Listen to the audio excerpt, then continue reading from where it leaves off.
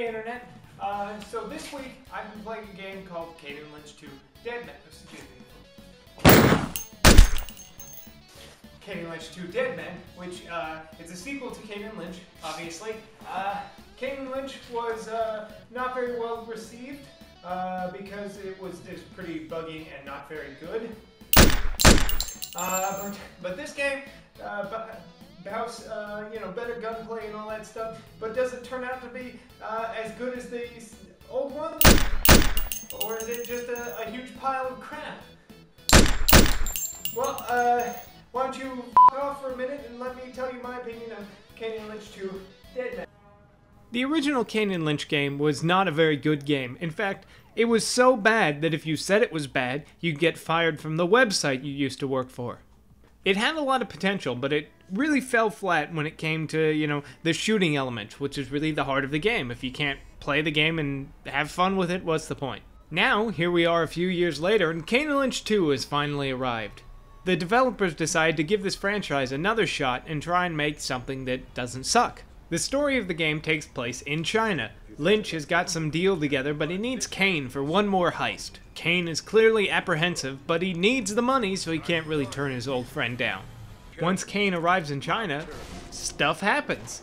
I really can't go into too much detail about what happens, not because it would spoil it, because the game doesn't go into too much detail on what happens.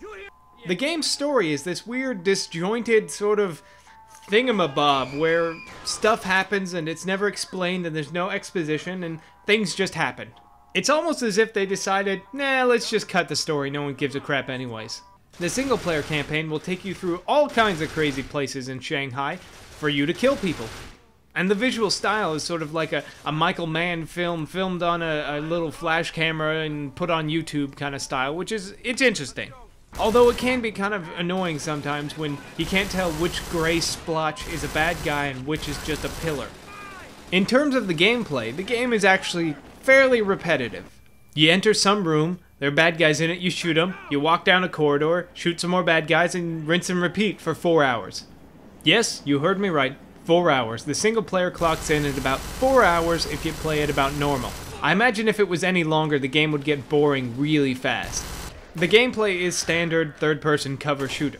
You hide behind cars and walls and little boxes and shoot at the enemies when they poke out their heads. Unfortunately, Kane and Lynch aren't very good shots. All of the bad guys are really good shots, and they're all bullet sponges. The game does come with some pretty hefty multiplayer elements, though. The Fragile Alliance and Undercover Cop mode are really interesting, but they suffer from the same sort of not really great shooting of the single-player campaign. And there's only 6 maps for all of the game types put together, so it gets really repetitive because the NPCs all spawn in the same places, the objectives are all in the same places, so after an hour or two, you've seen everything the multiplayer has to offer. Overall, it's not a terrible game. The shooting actually works in this game, and the multiplayer is fun at times, but really it's kind of gets repetitive, like the whole package.